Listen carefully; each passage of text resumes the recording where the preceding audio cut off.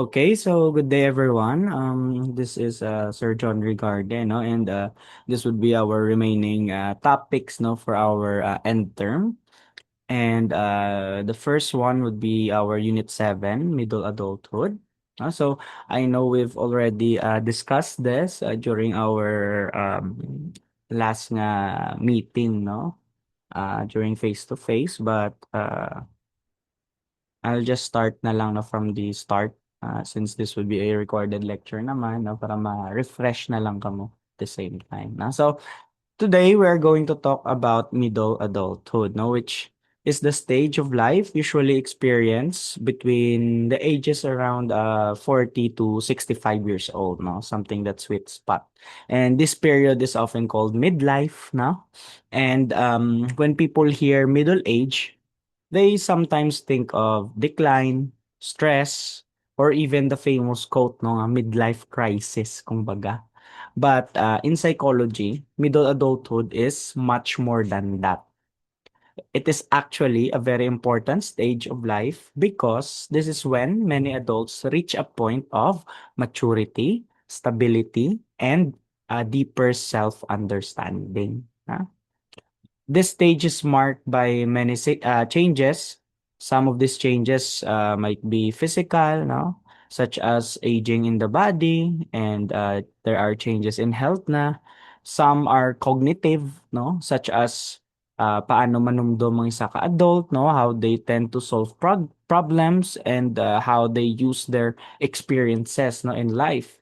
And others are psychosocial, no? Which means changes in their identity, no, changes in their relationship, family roles, and their emotional well-being.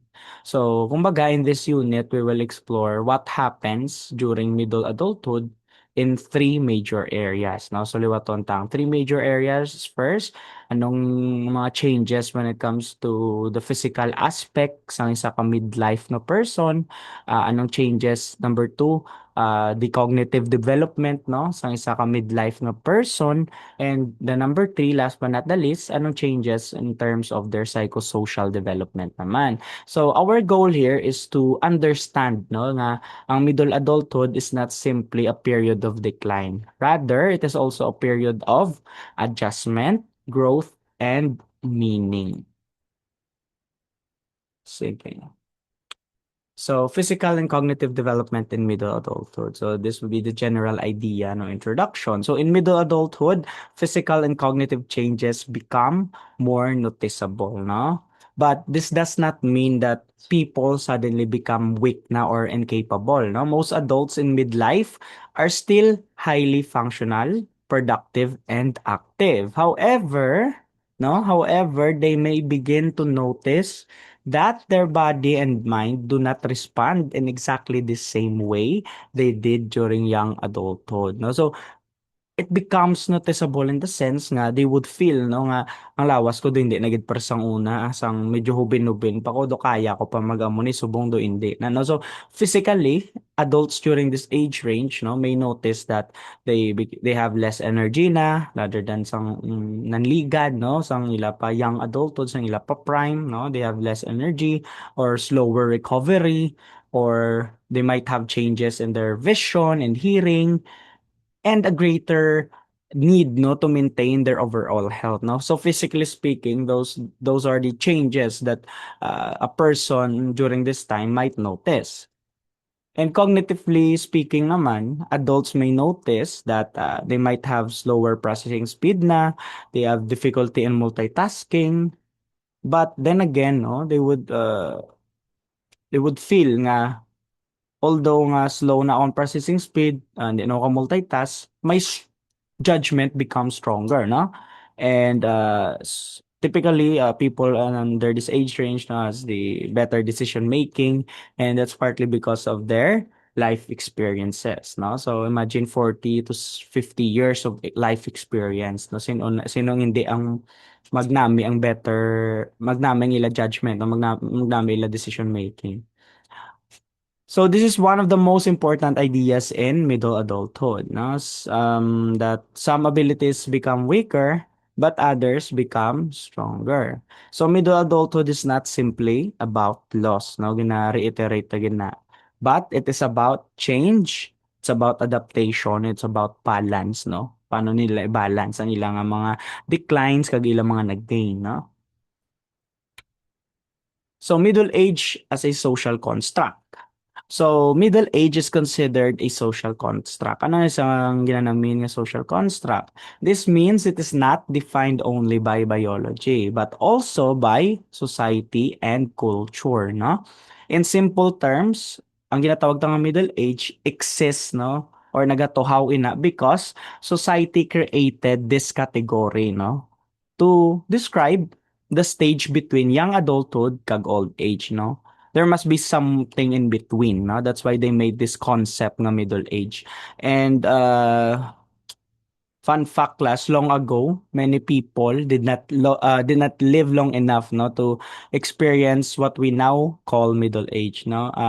Because ang life expectancy sa una nubo, no? Since nga there's a lot of giyera, there's a lot of plagues, no? Mga masakit nga wala pa bulong sa una nga subong lang na discover, no? And that's why nga ang life expectancy very low, no? That's why most people wala nakalabot sa mo nga age. But since nga life expectancy increase over time because of technological advances, society began to recognize midlife as a separate life stage. No, mga ginungang sa middle age.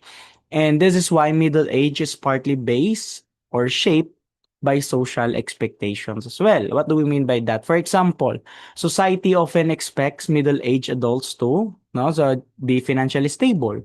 Dapat mag-abot ka na sa amo nga range or age range financially stable ka na, no, 40 to 65 years old.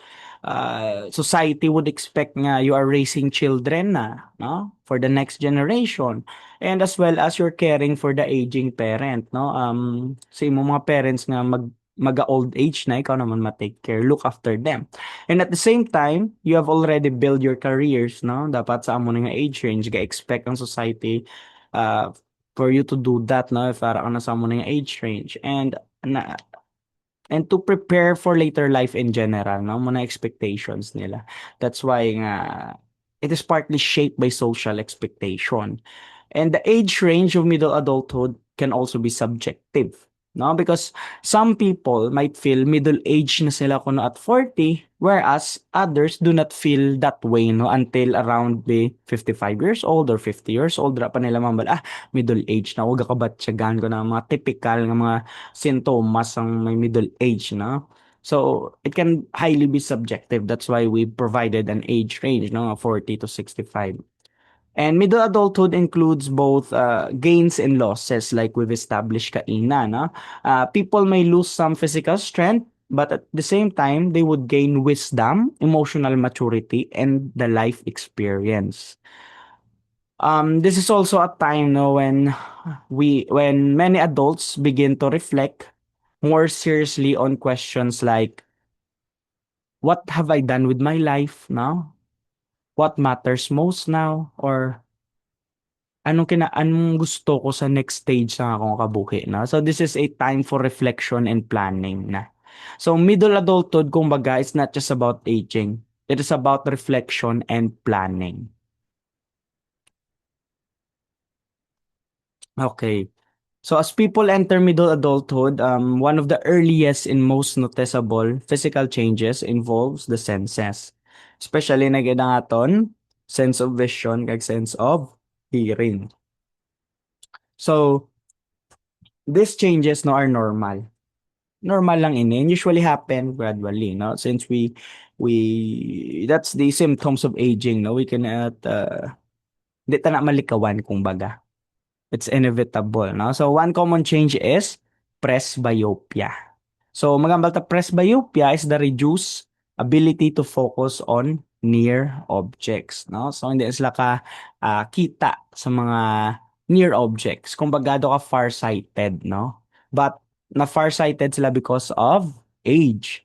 This is why many middle-aged adults begin holding books or phones farther away from their face, no? So that's one of the reasons why makita niyo mga 40 to 65 years old, magbasa sila no, ginapalayo nila ang cellphone nila.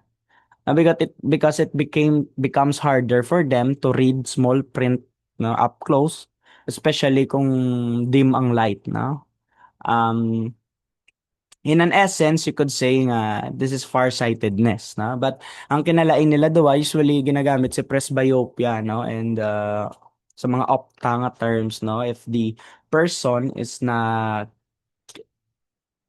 person has reduced ability to focus on near objects via aging, no? Because what happens during presbyopia is that your lens, no, sa inyong mga mata becomes less nagaunat, no? Hindi na siya parang una mag-unat. And that's partly because of aging. There are some cases nga sa farsightedness, you know, nga hindi kalabot ang light sa ilang nga mata. That's why bata pa lang no may farsightedness na. That's a different story naman. But when it comes to presbyopia, that's partly because of the lens, no? Hindi na mag-stretch maayo because of aging. That's why wala siya gin-refer as farsightedness but rather presbyopia because of aging. Anyways, no, another visual condition that is common is what we call myopia or aka nearsightedness. Now, ang sulian ni is hyperopia or farsightedness.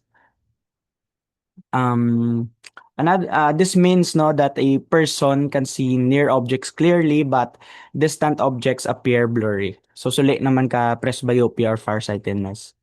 In terms of hearing naman, a common age-related change is what we call presbycusis, no?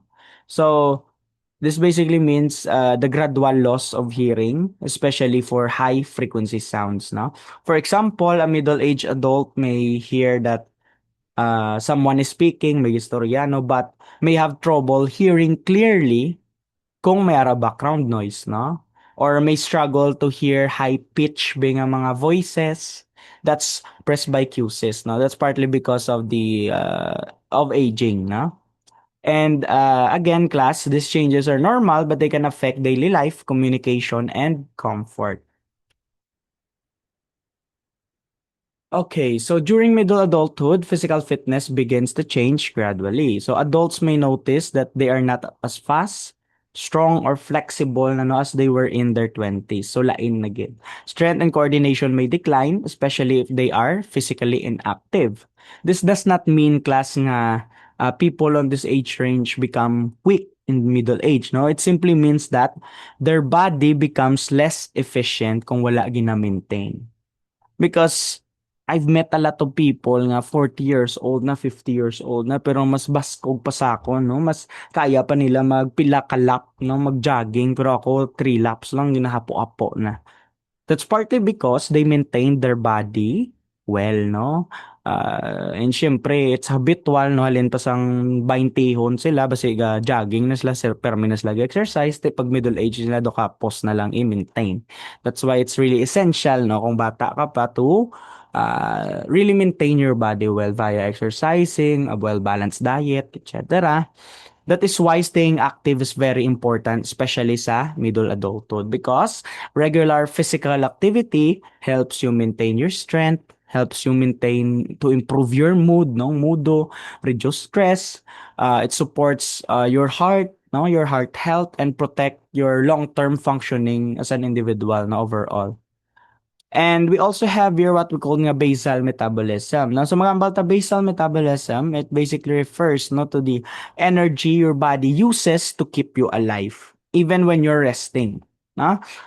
This includes energy nga ginausar ta during breathing, energy nga ginausar ta during blood circulation, during digestion, energy nga ginausar ta during body temperature regulation, and as we age kuno class, our basal metabolism slows down, meaning the energy that we are using slows down. This means that ang lawas naton budlay na mag-burn no sang calories. Jutay na lang gina-burn during rest. That's why dasing magdako no or dasing maghabok ang tiyan sa mga tao sang middle age no since nga their capability to burn no calories nag-lessen na. That's basal metabolism in a nutshell, no?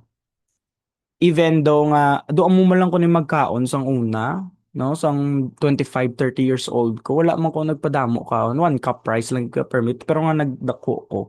That's partly because nga, your metabolism or basal metabolism slows down as well as you grow older. That's why you need more effort, no, to maintain your body, kung baga, as you grow older. Okay. So we're here na next sa brain at midlife. What happens to the brain, no, during midlife? The brain also changes during middle adulthood, but this does not mean adults become intellectually weak, no? The brain may process information more slowly than before. This means it can take longer to react, no? Take longer to shift attention or even to process large amounts of information quickly. That's why nga sa mga amo nga edad, no, multitasking often becomes more difficult, and a middle-aged adult may still do things well, but switching attention rapidly becomes more mentally tiring para sa ila.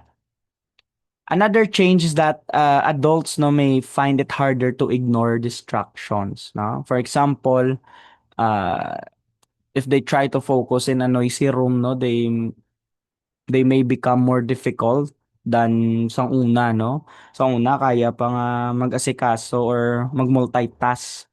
Samtang galuto, may gapamati sa podcast, ano, di gaamo to. Pero as we grow older, kuno gakabudlayan ta mag-multitask. However, with that being said, no, tanan nga take longer to react, shift attention, mag-multitask. However, this does not mean the brain is failing. Rather, in fact, while speed may decrease, now middle-aged adult improves in other aspect. Like we've mentioned before, they improve on the capability to do judgment, to reason. Their expertise become more wider, no, than compared to when they were younger, no, and their decision making overall, no, is really precise.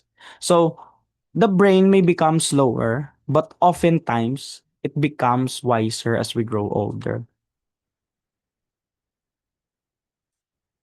And in middle adulthood, no, visible physical changes become more noticeable. For example, the structural and systematic changes, your skin, ang skin mo becomes less firm and smooth. Ang hair may become thinner, bones become thinner as well and more brittle. And during this time, you have the increased risk, no, of heart diseases. And these are normal again at the end of the day, no? These are normal biological changes, specifically linked to aging.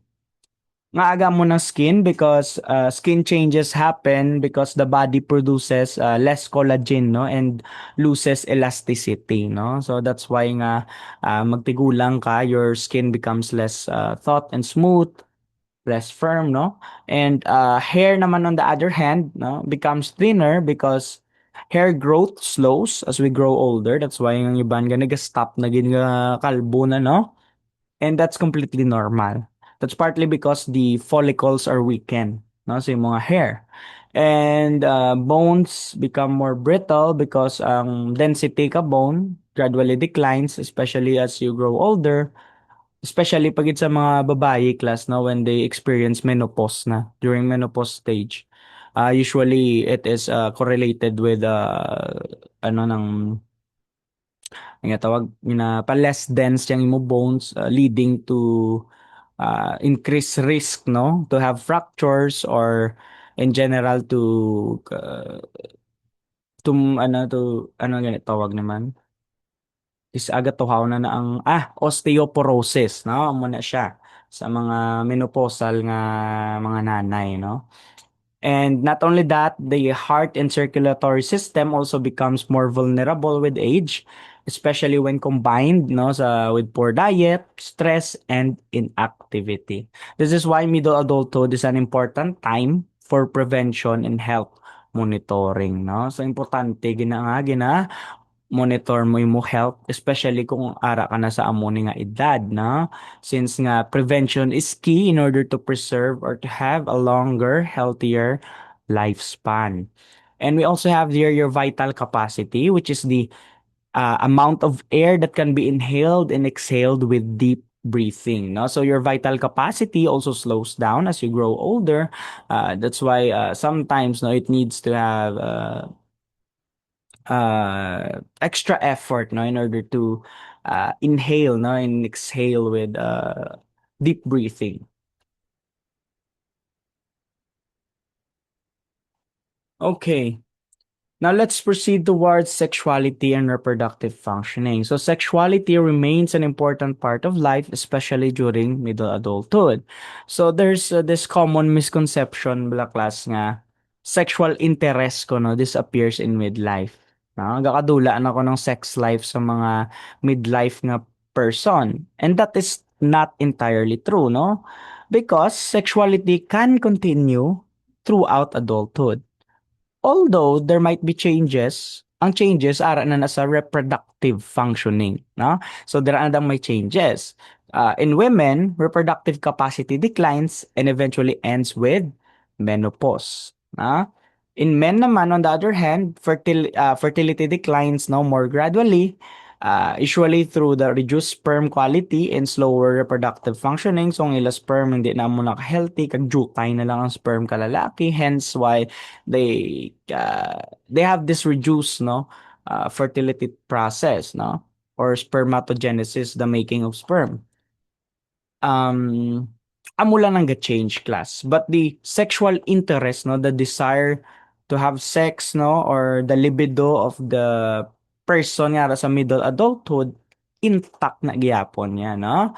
uh, ang changes lang ara lang na sa aton nga reproductive functioning. And we also tackle here sa atong nga slide about infertility. So, when we say infertility, it means the inability to conceive after 12 months of regular unprotected intercourse, no? So, before nga hambalon ka ni doc, no, nga you are infertile, no, the doctor would provide you a period, no, along with your partner, a 12-month period, no, to have unprotected intercourse. And if wala gid, no, along with proper diet, along with vitamins, kung wala gid, then dira na sila mag-declare nga you are infertile, you don't have the capability to be fertilized, no, to make a baby, no. It could be either sa lalaki or sa babae or both as well.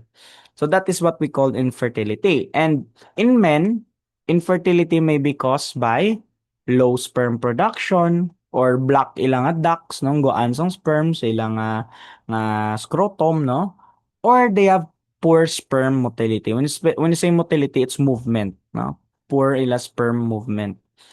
In women naman, on the other hand, no, infertility may be caused by lower egg quality, no? So ang quality sang ilang egg hindi amo na ka-healthy, or it might be because they have black fallopian tubes, no, nga lagyan sang egg cell, or due to reproductive aging, no? Syempre, as we all know, sa babae may time limit, 'di ba, no? Mag-menopause na, hindi na gina sila maka-bear, no, sang child. There are also risk factors. Why is it nga it could lead to infertility, no, both sa lalaki ug babae? It might include nga base you smoke ka, no, or the mother or the father or both of them are smokers, no, that could be one aspect. Or it might be because of obesity, no, poor health, or even lifestyle factors. All of this could contribute, no, why is it nga you could be infertile. So in midlife, sexuality often continues, but reproduction becomes less efficient. Budlay na reproduce, no, budlay na maghimo baby.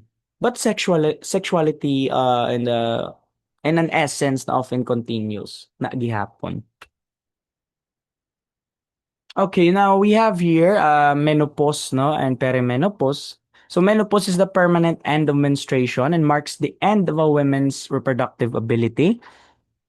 And this is a normal biological transition. Tandaan nyo class, this is not a disease. This is completely normal. Menopause usually occurs between ages 45 and 55, no, around that age, no. Sometimes early pa, 45 years old pa lang, sometimes during 55. Before menopause, ang mga babae, they go through the phase kuno nga perimenopause, which is naman the transition period before and around menopause, no. So this is the before, no, So from nga normal ka pang menstruation kag mag-menopause ka 'no, there is something in between which is called what we call nga perimenopause. And during perimenopause, hormone levels begins to change, especially estrogen. So ano ginaaw kung may change sa hormones nga estrogen? This can cause irregular periods, hot flashes, very subtle mood changes, even sleep problems and physical discomfort, 'no. So di mo na makita galain na ang physical kag cognitive kag emotional aspects sang isa ka babaye, and that's completely normal and that's biological, no. So kung, going na gani sa menopausal nga stage dapat, intindihon ta na ano nga, why is it nga very, emotional 'no ang babae. It's because nga they are going through this phase na ginatawag ta nga perimenopause. And perimenopause includes the time leading up to menopause and the first year after menstruation stops. So kumbaga pagtapos na sang mens mo, 'no, though wala ka ano gani dalawan 'no, the first year, that is called perimenopause, and afterwards that is the menopause na dayon, 'no? So this stage is sometimes called climacteric, 'no? That's the other term. It is an adjustment period and the experience differs from women to women. So lain-lain man ang experience. There is individuation naman when it comes to the experience na that they have no during perimenopause. So perimenopause, again, it's the transitional period before and after menopause and involves physiological changes, includes the first year after menstruation stops and otherwise known as climacteric. So I have here, no, a table, no.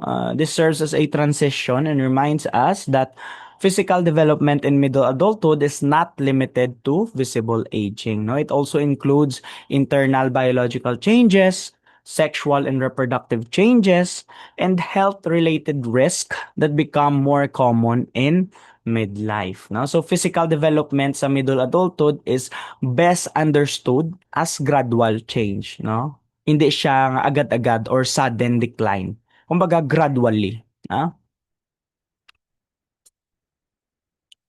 Okay, next, when it comes sa mga lalaki naman, we have here erectile dysfunction, no? Some of the physical development no, that they might get.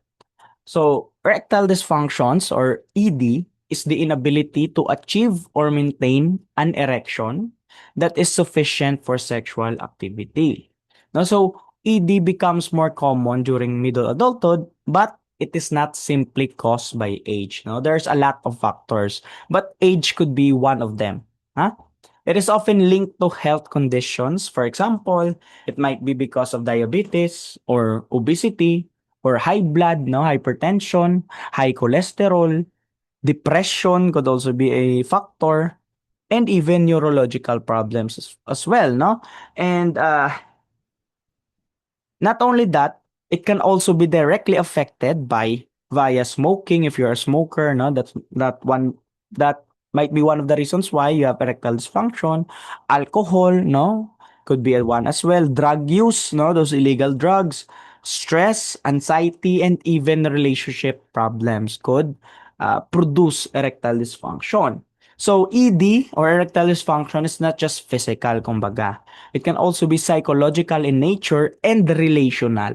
No? Ang mga relationship problems, that could be one of it. And it also note here that for many women in midlife, the most important factor in sexual activity is to actually have a partner.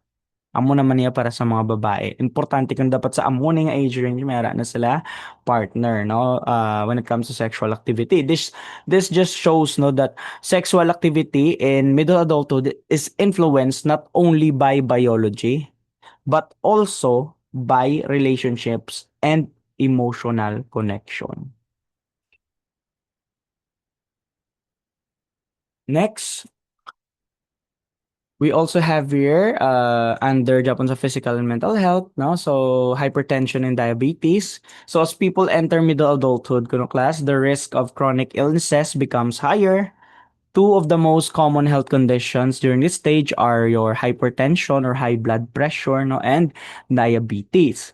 These are very common in midlife and both can become serious if not managed properly. So let's start with high blood, no, or hypertension. Hypertension means chronically high blood pressure. This happens kay nga aman, it's because when the force of blood pushing against the walls of the blood vessels stays too high for too long. Huh? And many people call hypertension the silent killer kuno abi. Nga because a person can have it for years without obvious symptoms, no? They may feel normal, but their body is already being affected, no? That's why it's really important to track your BP. No, magpa-BP ka muna bala. Over time, untreated hypertension can damage major organs, especially the heart, the brain, the kidneys, and the blood vessels. And because of it, it increased the risk of having a heart attack, having a stroke, having kidney disease, and other cardiovascular problems. Amo ina nga kinahanglan ta i-monitor ang blood pressure ta, especially na gid kung maglabot na ta sa edad nga 40 or 40 years old to 65 years old. Now, let's talk about diabetes, no? The other common disease during this age. So, diabetes is a disease in which the body has difficulty controlling blood sugar or blood glucose. Normally, the body uses a hormone called insulin, no, if you're familiar with it. It helps to move sugar from blood into the cells where it is used for energy. In diabetes, the process does not work properly. No? This can happen in two main ways. The body does not produce enough insulin. That could be one of it. Why is it that you have diabetes? Or the body cannot use insulin efficiently or effectively. So as a result, no, sugar stays in the bloodstream instead of being used properly by the body.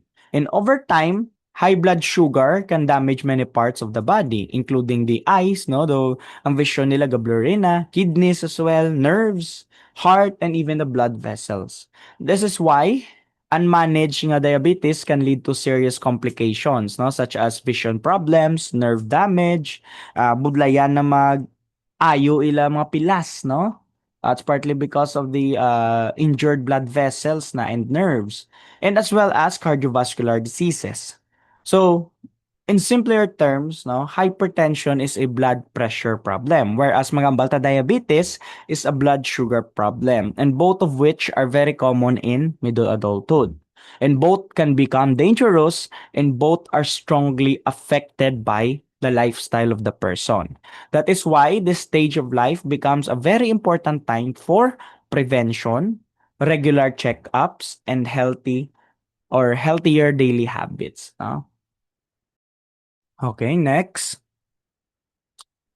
Now let's proceed to behavioral influences on health. No? So health in middle adulthood is shaped not just by age but also by lifestyle. No? So many of the health problems people experience in this age range, no, are strongly influenced by daily habits.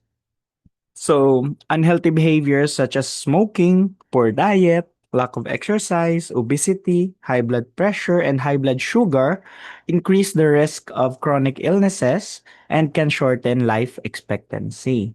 Now, so on the other hand, the mga healthy habits naman is such as your daily exercise, no, balanced eating, avoiding vices such as smoking and alcohol use, no, help people stay healthier and live longer, no? So we also highlight here the socio-economic status and health in general, no? So the SES, no, which basically refers to a person's income, no, yeah, education, yeah, occupation. So why does it matter? No, SES matters because it affects access to, for example, healthcare, nutrition, and living conditions. Siyempre, kung you have higher income, no, you have higher education, if you have higher education, you have higher occupation, kung may nami ka nga obra, you have access to higher nga sweldo, no? And in doing so, you have access to hospitals, no, vitamins, healthy food, nutrition, no, and especially healthier living condition.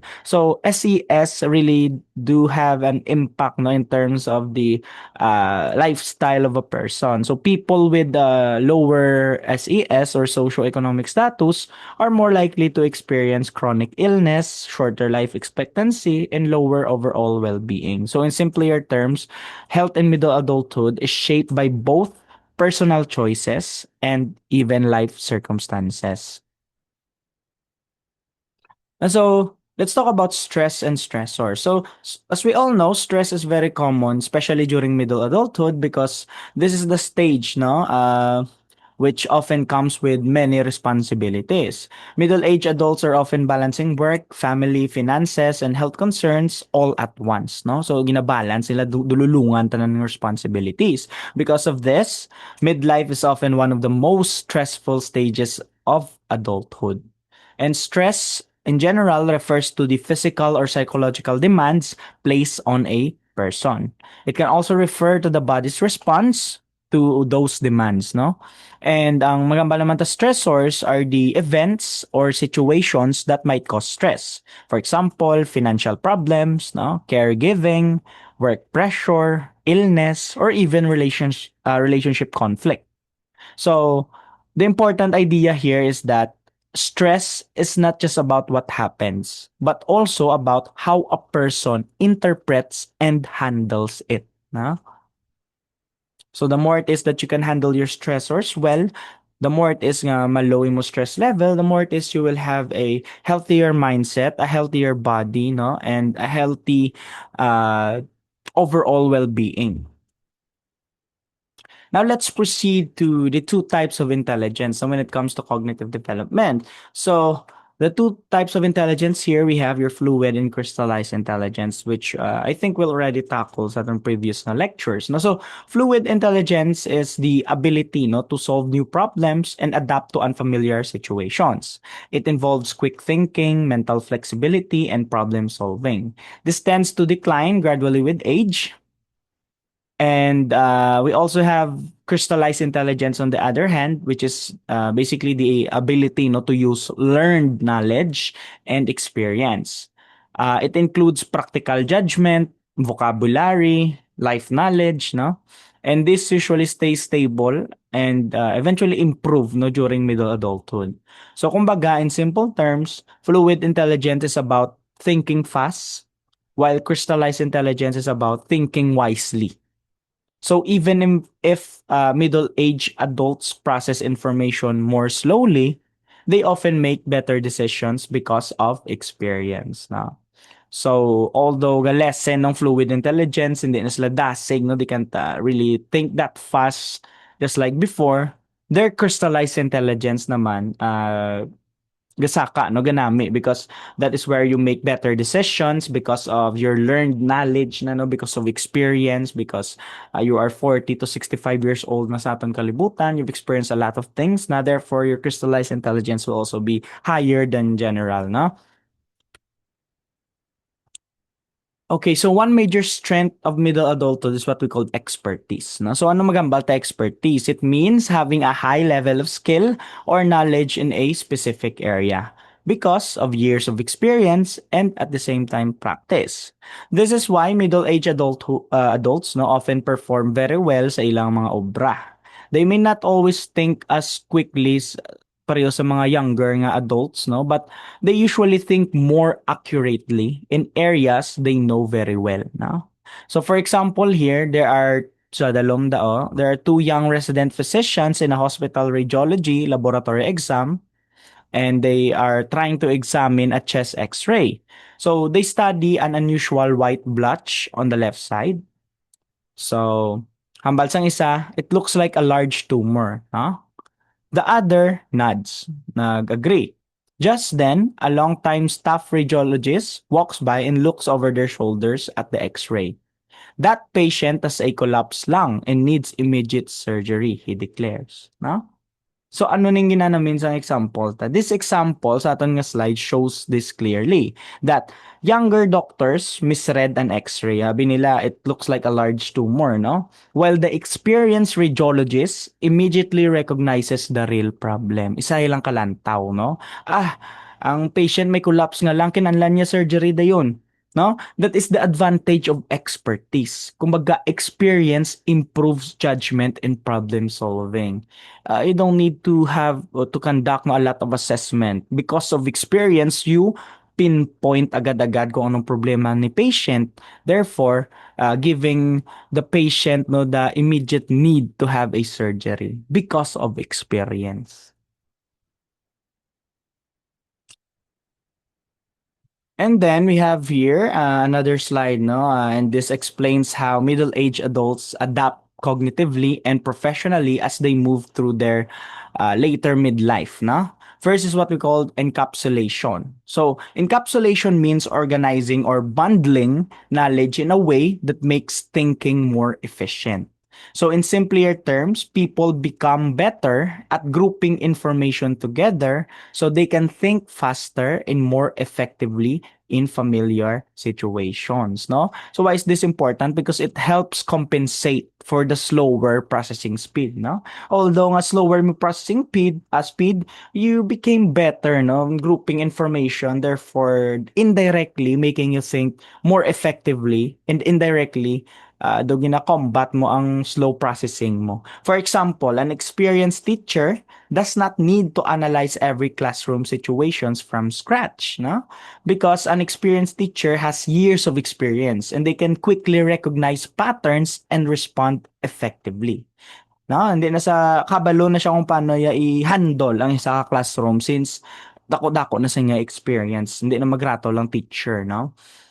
That is basically what we call encapsulation, using organized experience to make thinking more efficient. Na?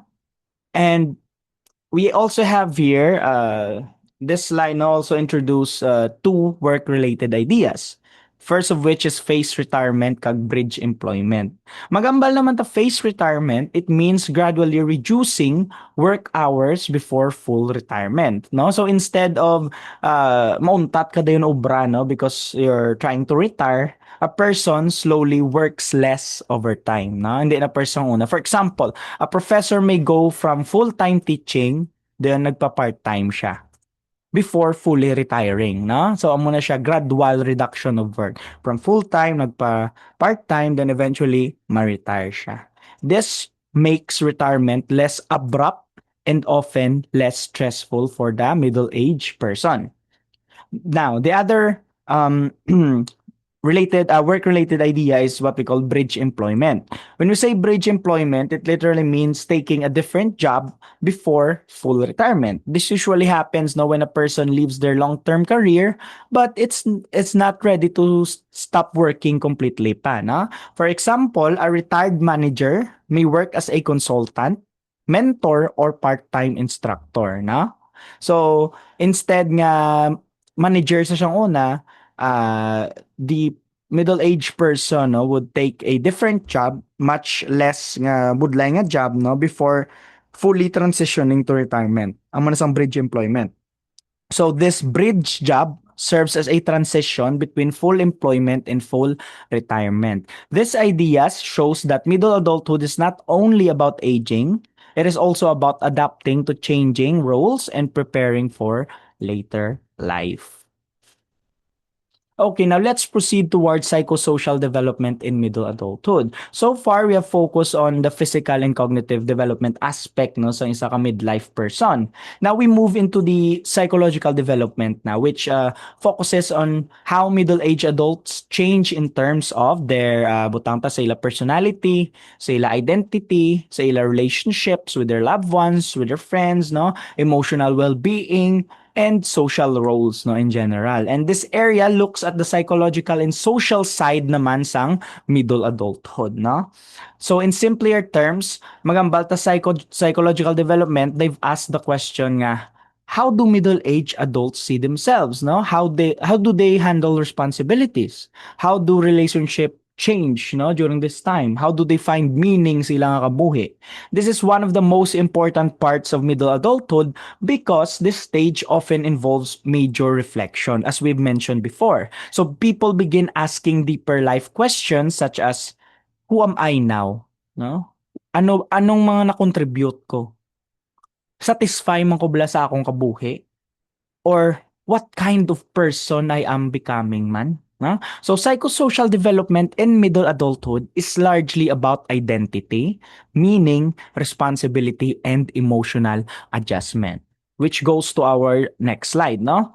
So this slide introduces what we call the normative stage models, like we mentioned man sa previous tang mga units, no, which explains that middle adulthood as a stage with common and predictable psychological changes. No? So there are predictable outcomes, no, when it comes to psychosocial changes. This theory suggests that as people grow older, they do not only change physically, they also change in how they think about themselves and their lives. No? So one important theories here is si Carl Jung and Erikson. No? So Jung believe that middle adulthood is a time of inner growth and deeper self-understanding. So according ko no kay Jung, the first half of life is usually focused on external goals such as career, no, ila achievement, ila family, social roles.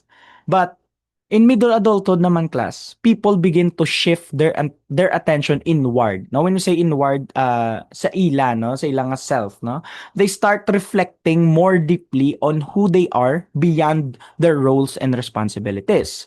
And Jung called this process individuation, which means integrating the different parts of the self into a more balanced and complete personality, no? So in simpler terms, anong ginanamin niyan people become more aware na sa ilang mga strengths, sa ilang weaknesses, sa ilang values, and their deeper identity kumbaga. Kumbaga hindi na watak-watak, no? They try to merge it as a whole entirety, no? So hence why they are more aware na sa ilang mga strengths and weaknesses, what are their values, where they stand in life, no, etc.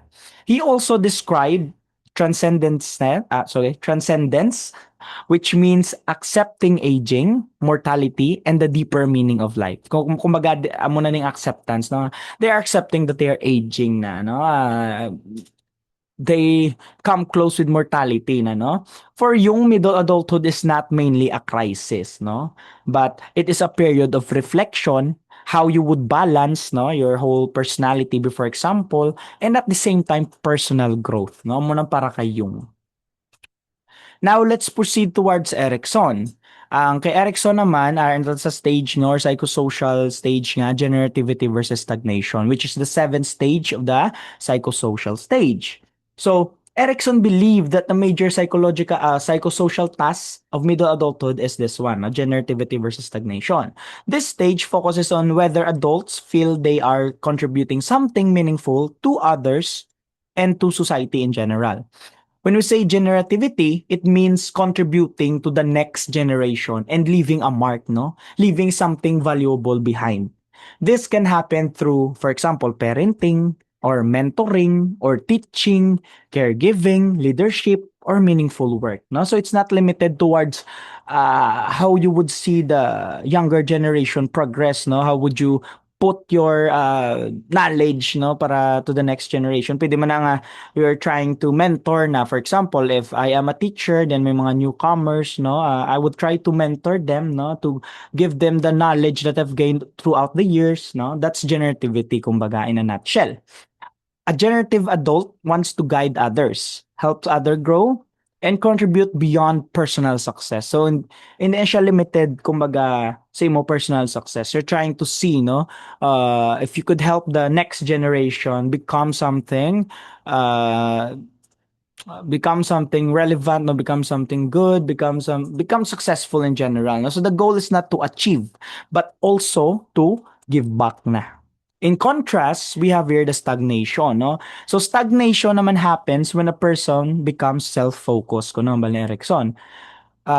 When the person becomes unproductive and disconnected from growth. Now, so a stagnant adult may feel stuck, uninspired, or overly concerned with personal comfort and routine. No? In simpler terms, Kung si generativity is about contribution and purpose, si stagnation naman is about self-absorption and feeling stuck, no? Though ginatago mo lang sa imon, though wala kalabot for the next generation, self-absorbed, kumbaga. Okay. So next we have your trait models, no? So trait models suggest that personality remains relatively stable across adulthood. So what does this mean? This means that by middle adulthood ko no, most people's core personality are already fairly established, na? Established na siya kumbaga. Meaning kabudlay na islan pang personality katawo kung 40 to 65 years old na siya. Manambal lang ibang tig-a na si tatay, no? Tig-ana si auntie, si uncle, no? Pachindi yun. It's because their personality traits are fairly established na to the point ang ila core values intact na amuna na siya. So a person who is naturally outgoing, organized, calm, or anxious will often remain generally that way over time, no? Kumbaga na solidify na yung personality almost, no? So this does not mean that people never change, magamoning time, but rather people still grow, no, adapt and mature. However, trait models suggest that the basic structure no sa isa ka personality tends to remain consistent. And this is important kay nga man because personality affects how people experience middle adulthood. So two people may face the same life stressor, but how do they respond towards that life stressor no may vary differently depende sa ilang nga personality. That's why it's important. And this slide also notes that subjective well-being is strongly related to personality, especially neuroticism. No, because people with high neuroticism are more likely kuno to experience stress, worry, and emotional distress, which can then again lower no the overall well-being. And this is important because subjective well-being is related to personality traits, especially neuroticism. Next, we have our timing of events model. No? So this timing of events model suggests that development is shaped not only by what happens in life, but also by when it happens. Saan o siya natabo, no? In simpler terms, the timing sa mga life event matters, no? So, the same event can affect people differently depending on kung saan o siya mag-occur. For example, losing a job at age 25 may feel very very different no from losing a job at age 50 because at life at age 50 no has a lot of responsibilities, expectation and life circumstance which is somewhat different no sa age 25. Um kung nadulaan ka obra at age 25 to ka ano pa no you're still on exploring no uh kumbaga doon hindi pa siya although bugat no it's still somewhat bearable rather than kung 50 years old ka na din dira kapag in fire no because you spent a lot of time with that job then yun amo na you lose a job na lose mo lang imo job no so lain ng ego depende kung when the life event happened, kumbaga. The same is true for events like, for example, marriage, parenthood, illness, or even career change. No? These experiences do not affect everyone the same way because of the timing. No? Because timing changes how a person experiences them. This model no, teaches that development is influenced not just by age, but by the timing and context of major life events. Okay, now let's proceed towards issues and themes at midlife. Na? So now we move into some of the most common experiences and concerns that people face during middle adulthood.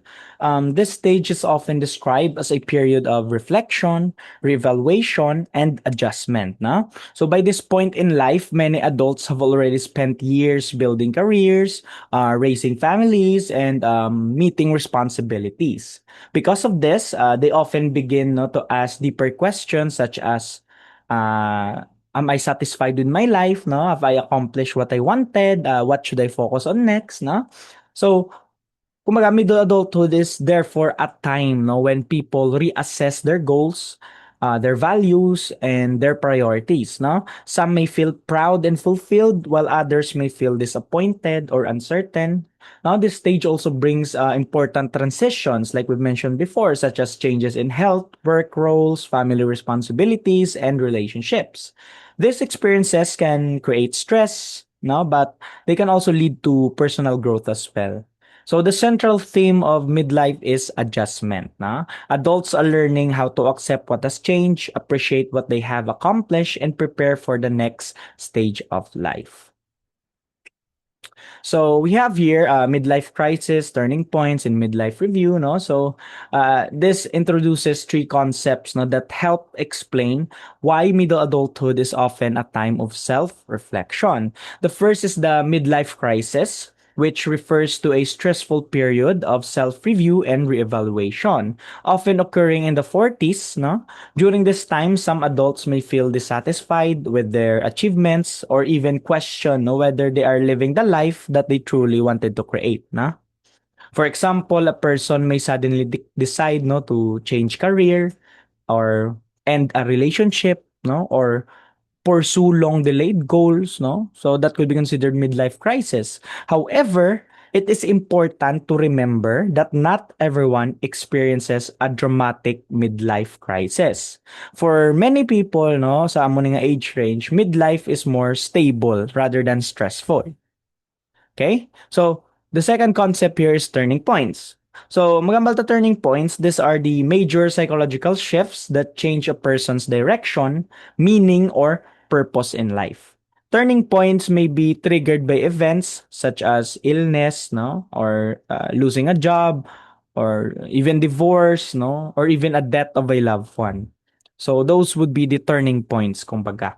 The third concept is midlife review.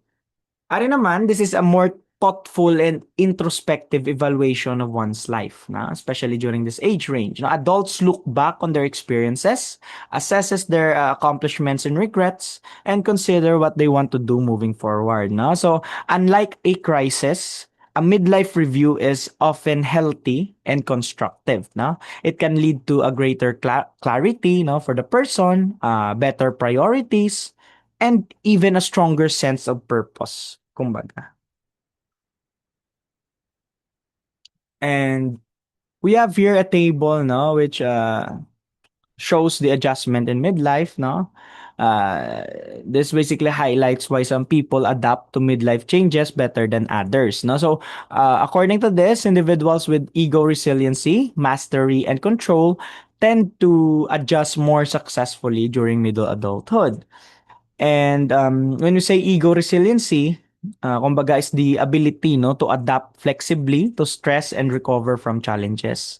A resilient person ko, no, can bounce back after setbacks rather than becoming overwhelmed. No? So, amo na sang ego resiliency. When we say naman mastery, it refers to the belief, no, that one is capable of handling life's demand more effectively. So people with a strong sense of mastery feels competent and confident in solving problems and facing challenges, kumbaga. And when we say control, it refers naman to the belief, no, that one has influence over important life outcomes, no. So because when people feel they have some control, they are more motivated to take positive actions, no. For example, if a middle-aged adult loses a job, a resilient person with mastery and control is more likely to seek new opportunities, kuno, rather than feeling helpless. In simpler terms, people cope better in midlife, kuno, when they are more flexible, more confident, and believe that they can shape their own lives. Wala man na siyang ginanamin dere. Next, let's proceed towards identity development. So identity development continues throughout adulthood. Middle-aged adults often revise their self-concept as they encounter new roles and experiences. So here, we first introduce what we call narrative psychology, which suggests that people construct identity ko, no, by creating a personal life story. And we make sense of our lives kuno by simply connecting past experiences into a meaningful narrative. No? So amo na siya ang narrative psychology. And when it comes to uh, forming identity during midlife. Next, we also have identity process theory, no? So which explains naman that ang identity ko no during midlife is built from traits, abilities, and experiences organized into identity schemas. Magambal ta identity schemas, it's the mental representation kung ano gid kita. No, that's our mental representation of who we are. That's the identity schemas. Um, three processes, no, help maintain and adjust identity, no? So, amo ni siyang sa dalom. I hope nga ano, no, I think na-cut out. But I've sent you the PDF naman, so you just, ano na lang, recheck. No? If may ara ka mo, hindi makita sa akon nga slide. Since nga naguba siguro. But anyways, no, there are three processes in order to maintain, no, and to adjust our identity during midlife. First is identity assimilation, which means that keeping the same self view despite the different experiences that you have. No? Next, the second process is identity accommodation. So when we say identity accommodation, it means changing the self view too much in response to new information. Ang makita mo ng iba ng gulpe lang nag-change sila perspective when it comes to their self-view because of new information that they've gathered. No, it might be spiritual, faith, or religion, or culture, or politics. No? So that's basically identity accommodation. Identity balance naman on the other hand is the healthiest approach, no? Because this is where you would combine stability with flexibility. Huh? For example, a professor who receives criticism may use identity balance by simply recognizing no areas for improvement without completely losing confidence na so even though yung criticize ang isa ka professor if gamito niya identity balance no he or she or the professor would recognize na there are several weaknesses gid man sa iya and uh, he or she will use this experience or criticism in order to better himself or herself no without directly losing confidence nga bas hindi na ako kabalo magtudlo no something like that. Healthy identity development and middle adulthood nga daan involves adapting not to change while maintaining a stable sense of self na. Yes, you are still open for changes, but then again, in doing so, you're not losing yourself in the process. When I say losing yourself, losing your personality, no? Ang pagkatao mo, ang imong values, ang imong pagpati, kumbaga. Next, let's proceed to psychological well-being. No? So here, we're gonna focus on psychological well-being or what it means, no, is to function well mentally and emotionally during middle adulthood. And Carol Reif no, proposed six dimensions of well-being sa iyang Reif Well-being Inventory. So we have here self-acceptance, autonomy, purpose in life, positive relations with others, environmental mastery, personal growth. No? So magambal ta self-acceptance, having a positive and realistic view of oneself. No? So kung taas da imong kung high mo self-acceptance, you have a positive view of self, you accept your strength and your weaknesses. If low naman mo self-acceptance ko, no, then you might be dissatisfied, you might regret, no, damo ka regret sa mga past and wants to be somewhat different. When it comes to autonomy naman, it means being independent and guided by one's own value. Kung taas ko na yung autonomy, you'll become independent, self-directed, resist social pressure, whereas kung low naman yung mga autonomy, you might be dependent on others' opinion. No? You conform easily. Kuno. Next is purpose in life. So, pretty much self-explanatory. You are having goals and a sense of meaning in your life. So, kung taas ko ng purpose in life mo, you have goals, you have direction, you have meaning sa imong kabuhi. Kung low naman, you lack naman, syempre goals and wala ka meaning. No? Next, we have here positive relation with others. This basically means maintaining warm and trusting relationships. No? So kung taas imo nga positive relation with others, you're more towards warm, trusting, empathetic relationships. If low naman, you're gonna be isolated. You will have few close relationships. No? Ano na siya. And fifth one, we have environmental mastery, which is how you manage life effectively. No, so if hayang mo environmental mastery, then you manage life effectively. You use opportunities well. No, if low naman, you might feel helpless. You might struggle to manage daily life. No, and last but not the least, personal growth. No, so when we say personal growth naman, it's continuing to develop, no, and learn. Kumbaga, that's personal growth. And if high ko na yung personal growth based kay Rife, no, uh, you continue to develop, you continue to learn, no? Hindi ka know it all. You still keep learning even though 40 to 65 years old ka na. If low naman yung personal growth, you will feel stagnant and hindi ka magpa-correct sa iba, no? You feel unchanging, kumbaga. So, this dimension shows that mental health is more than just feeling happy. A person may experience stress but still have a strong well being if they have meaningful goals, healthy relationships, and a sense of growth. No? So, middle adulthood can be highly fulfilling stage when individuals accept themselves, maintain purpose, and continue developing as a people. So, this is the last ng topic no sa aton nga unit 7, which is relationships at midlife. No? So, relationships remain one of the most important sources of support and meaning during middle adulthood. So by this stage ko no, adults often become more selective about whom they invest their time and energy in.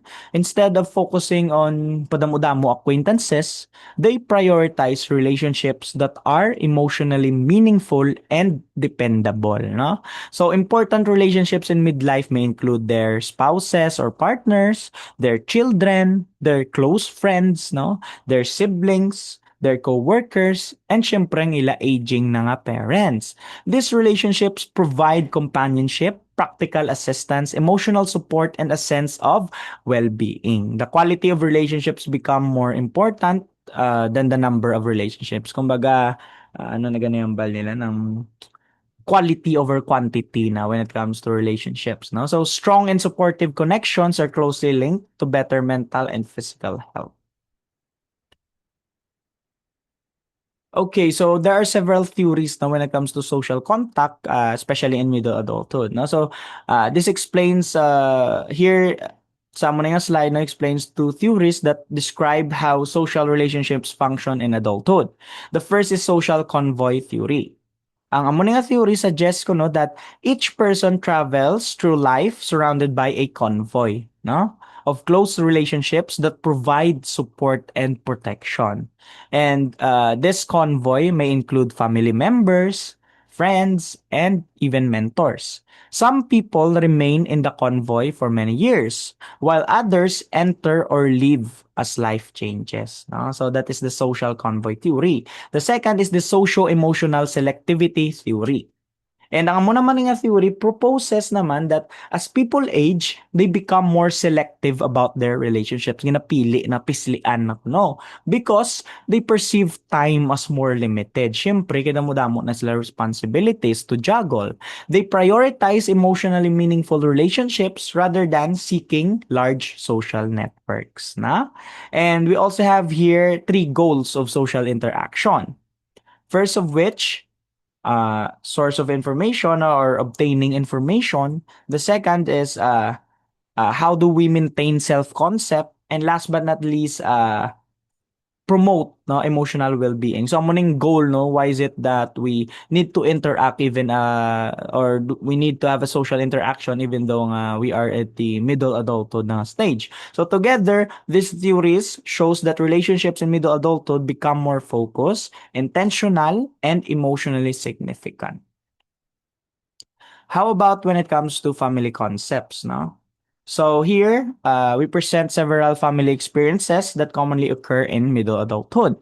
So we have your emptiness, which refers no to the transition when the last child leaves home. So some parents feel sadness while others experience greater freedom. No?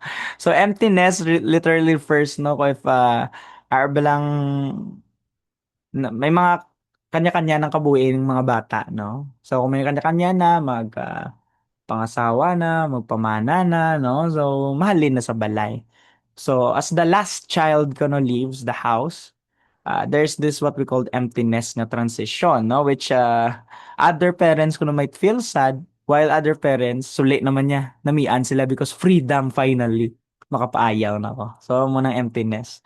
Next is revolving door syndrome. This one naman occurs when adult children return home because naman sa financial or personal difficulties, no? So, tapos naming emptiness, naglalakat na tanan, no? There's this what we call nga revolving door syndrome, which is uh, a concept, no, or a transitional phase nga kung may freedom ka, if you want the kids to get out of the house, then magbalik siya kay amo na guro, nag-divorce, no, naginaway, or financially unstable, no? So, it needs to live off anay sa imo kadali. Then, kung if you want freedom, then you will become disappointed, no, sa parent. Pero if you feel sad, kinagali ng mga bata, malipay naman ang parent. Ay, finally, diri ka lang danay, oo. Diri ka star, you can take star as much as you want. So that is what we call revolving door syndrome. And then we also have filial crisis, no, which refers to the challenge of balancing one's own independence while taking on increased responsibility for aging parents, no. So ang filial crisis naman, affiliation based sa suffix nga muna, no, it's where you would challenge naman, no, to balance your own life at the same time to balance to care for your aging parents, no. And all of this contributes to the experience of what we call nga sandwich generation. This is in which adults no care for both their children and their aging parents at the same time. No, so kumbaga ginasagod mo na gani ang mga bata mo no kay gagmay pa syempre during midlife gagmay gadako pa and at the same time ikaw pagid masagod sa imong aging nga parents. So amo na tawag nila sandwich generation kay dugi na sandwich ka sang padakuon mo palang mga bata kag mga nag-take care sa imong sang gamay ka which is your aging parents. And these responsibilities kuno can lead to what we call caregiver burnout, which is physical, emotional, and mental exhaustion caused by prolonged caregiving. Because of the sandwich generation, you have to take care of your children at the same time you have to take care of your aging parents, you might have this what we call caregiver burnout. Not only physical, not only emotional, even mental, no, nga exhaustion. So, dapat kabalo ka mag-juggle, no? That's why yung nambal nila middle adulthood ng pinaka-kapoy ko nung nga age range. Middle adulthood may also include grandparenthood, no, which is a role that can provide the parent or the middle-aged person joy, meaning, and stronger family connection. No, this is where na nga they experience the role of being a grandparent. Kung magbata na ilang nga bata, no, which can lead to happiness. Lang apo ko din na to mo niya mo to. Finally, we all have this concept ng kinship care, which occurs when grandparents or relatives raise children when parents are unable to do so, no? So, ari naman kung ang mga grandparents no mag-take care sang ilang bata sang ila bata or mga relative nila, no? So that is kinship care. And this concept shows that middle adulthood often involves complex and demanding family roles, but also opportunities, no? Opportunities for connection, contribution, and generativity. Now, so that ends our lecture or recorded lecture for Unit 7, no? So, uh, I think I'll gonna post this, and after I post it, I will send the link towards the GC, and afterwards I will record no the rest, no the Unit 8 and Unit 9, which will be also included sa inyong upcoming tests sa Tuesday. So good luck and God bless everyone. Thank you for listening.